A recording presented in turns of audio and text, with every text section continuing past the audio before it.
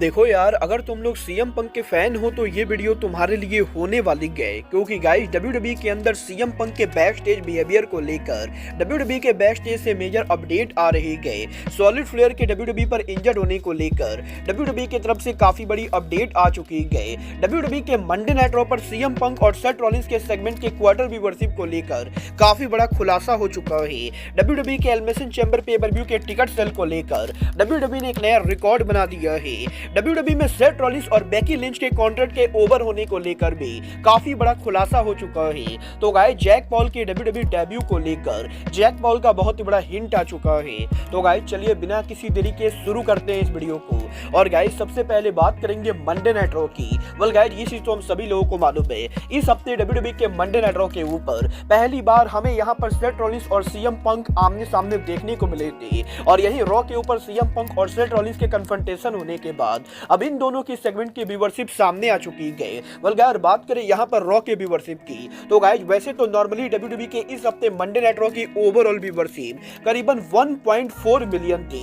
But guys यहाँ पर Monday night raw के ऊपर क्वार्टर व्यूवरशिप के अंदर सेथ रॉलिंस और सीएम पंक के 10 मिनट के सेगमेंट की व्यूवरशिप करीबन 1.9 मिलियन थी, जो कि मंडे नाइट रॉ के ओवरऑल व्यूवरशिप के मुकाबले करीबन 5 लाख ज्यादा है। और बेसिकली यहाँ पर डब्ल्यूडब्ल्यूई के मंडे नाइट रॉ के ऊपर 5 लाख ज्यादा लोगों ने डब्ल्यूडब्ल्यूई के ऊपर सेथ रॉलिंस और सीएम पंक के सेगमेंट को देखा था, जो कि डब्ल्यूडब्ल्यूई के लिए बहुत ही बढ़िया बात है। वेल गाइस देखना बहुत ही दिलचस्प होने वाला है कि मंडे नाइट रॉ पर रॉलिंस और पंक के सेगमेंट के इतने बड़े रिकॉर्ड बनाने के बाद अगले हफ्ते रॉ पर इन दोनों के बीच में क्या होता है। बट गाइस जहां तक बात रही सीएम पंक की, तो गाइस यही डब्ल्यूडब्ल्यूई पर सीएम पंक के रिटर्न होने के बाद पिछले 2 दिनों से सीएम पंक लगातार डब्ल्यूडब्ल्यूई एनएक्सटी के बैक स्टेज के ऊपर शॉन माइकल के साथ काम कर रहे गए। और गाइस इसके साथ ही पिछले 1 हफ्तों से सीएम पंक लगातार डब्ल्यूडब्ल्यूई के परफॉर्मेंस सेंटर के ऊपर डब्ल्यूडब्ल्यूई के अप एंड कमिंग टैलेंट के साथ ट्रेनिंग कर रहे गए। और गाइस यही इस हफ्ते डब्ल्यूडब्ल्यूई एनएक्सटी के मल्टीपल सुपरस्टार्स ने सोशल मीडिया के ऊपर सीएम पंक के साथ उनकी पिक्चर को शेयर किया है। और गाइस डब्ल्यूडब्ल्यूई के बैक स्टेज से रिपोर्ट आ रही है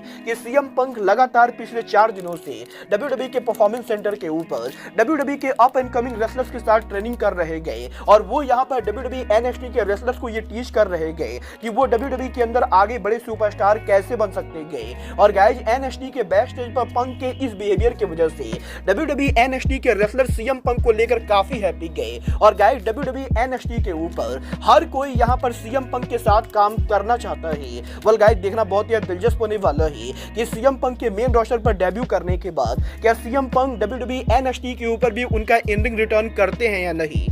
बट गाइस चलिए फिलहाल आगे बढ़ते हैं और बात करते हैं डब्ल्यूडब्ल्यूई के ऑस्ट्रेलिया में होने वाले अपकमिंग पेपर व्यू दी एलिमिनेशन चैंबर की। वेल गाइस ये बात तो मैं आप लोग को ऑलरेडी बता चुका हूँ। डब्ल्यूडब्ल्यूई अगले साल ऑप्टस स्टेडियम के अंदर ऑस्ट्रेलिया के अंदर पहली बार उनका एलिमिनेशन चैंबर पेपर व्यू करेगी। और गाइस यही अब इस पेपर व्यू के 2 महीने पहले डब्ल्यूडब्ल्यूई ने ऑलरेडी इस पेपर व्यू के टिकट सेल से बड़ा रिकॉर्ड बना दिया है। गाइस यहाँ पर डब्ल्यूडब्ल्यूई के एलिमिनेशन चैंबर पेपर व्यू के टिकट सेल के अंदर डब्ल्यूडब्ल्यूई ने ऑप्टस स्टेडियम में करीबन 45,000 टिकट सोल्ड आउट कर दिए हैं। और गाइस यहाँ पर 45,000 टिकट के सोल्ड आउट होने के बाद अब डब्ल्यूडब्ल्यूई के एलिमिनेशन चैंबर पेपर व्यू के ऊपर डब्ल्यूडब्ल्यूई कंपनी मात्र टिकट सेल से 5 से 8 मिलियन का रेवेन्यू करने वाली है। और गाइस यहाँ पर करंटली डब्ल्यूडब्ल्यूई के प्लान के हिसाब से डब्ल्यूडब्ल्यूई के एलिमिनेशन चैंबर पेपर व्यू के ऊपर फाइनल कैपेसिटी 50,000 से 60,000 के बीच में होने वाली है।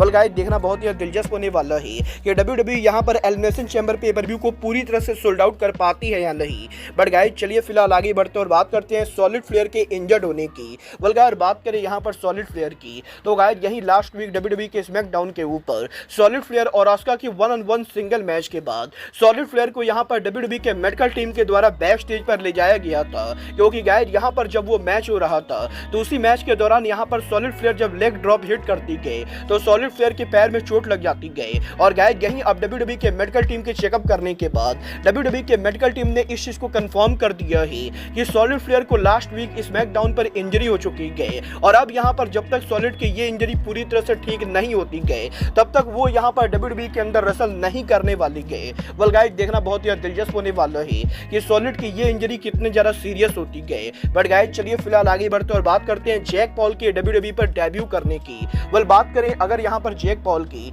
तो गाइस ये बात तो हम सभी लोगों को मालूम है, जैक पॉल के ब्रदर लोगन पॉल इस समय डब्ल्यूडब्ल्यूई के ऊपर काम कर रहे गए। और वो यहाँ पर डब्ल्यूडब्ल्यूई WWE के अंदर WWE के करंट यूनाइटेड स्टेट चैंपियन थे। बट गाइस यहीं लोगन पॉल के यूएस चैंपियन बनने के बाद अब ना कि जेक पॉल ने WWE पर उनका डेब्यू टीच कर दिया है, बल्कि जेक पॉल ने लोगन पॉल के साथ उनके मैच को भी टीच कर दिया है। गाइस इस हफ्ते जेक पॉल के लेटेस्ट इंटरव्यू के अंदर जेक पॉल ने इस चीज को कंफर्म किया है कि वो यहाँ पर WWE कंपनी पर काम करने के लिए इंटरेस्टेड है, और अगर वो यहाँ पर WWE के ऊपर आते गए तो वो यहाँ पर सबसे पहले उनके ब्रदर लोगन पॉल को ही फेस करना चाहेंगे। और guys basically Jake Paul WWE के अंदर आके उनके ब्रदर लोगन पॉल को यूएस टाइटल के लिए चैलेंज करना चाहते गए, जो कि WWE के लिए बहुत ही बड़ी बात होने वाली गए। वेल गाइस देखना बहुत ही दिलचस्प होने वाला है कि जैक पॉल के इंटरव्यू में WWE में डेब्यू को टीच करने के बाद क्या सच में WWE के अंदर जैक पॉल उनका डेब्यू करके लोगन पॉल को फेस करते हैं या नहीं। बट गाइस चलिए फिलहाल आगे बढ़ते और बात करते हैं सेथ रॉलिंस और बेकी लिंच की। वेल गाइस ये बात तो हम सभी लोगों को मालूम है, सेथ रॉलिंस और बेकी लिंच WWE के two of the biggest superstars हैं। और गाइस पिछले कुछ सालों से सेथ रॉलिंस और बेकी लिंच लगातार WWE कंपनी को डोमिनेट कर रहे गए। बट गाइस यही रॉलिंस और बेकी लिंच के WWE को लगातार डोमिनेट करने के बाद अब सेथ रॉलिंस और बेकी लिंच का WWE कॉन्ट्रैक्ट बहुत ही जल्द एक्सपायर होने वाला है। वल इस हफ्ते WWE के बैक स्टेज से अपडेट आ रही गई कि सेथ रॉलिंस और बेकी लिंच का WWE का जो करंट कॉन्ट्रैक्ट है वो कॉन्ट्रैक्ट अगले साल के अंदर ओवर होने वाला है। और गाइस यहाँ पर 2024 के अंदर जून महीने में इन दोनों का कॉन्ट्रैक्ट एक्सपायर होगा। और गाइस डेफिनेटली यहाँ पर सेथ रॉलिंस और बेकी के कॉन्ट्रैक्ट के एक्सपायर होने से पहले WWE कंपनी यहाँ पर इन दोनों को रीसाइन करने का ट्राई करने वाली गए। बट गाइस देखना अब यहाँ पर बहुत ही दिलचस्प होने वाला है कि जून महीने में इन दोनों के कॉन्ट्रैक्ट के ओवर होने से पहले TKO की तरफ से इन दोनों को कितना बड़ा ऑफर मिलता है। और गाइस क्या यहाँ पर सेथ रॉलिंस और बेकी लिंच में से कोई भी यहाँ पर WWE को लीव करने का प्लान करता है या नहीं। वेल गाइस अब ये तो आने वाला टाइम बताएगा कि आने वाले 6 महीनों में WWE इन दोनों को रीसाइन करती गए या इन दोनों में से कोई एक यहाँ पर WWE कंपनी को लीव करता है। बट गाइस फिलहाल के लिए अब आज के इस वीडियो में बस इतना ही। मैं मिलता हूँ आपसे अपने अगले वीडियो में। बट गाइस तब तक के लिए goodbye, good night and bang.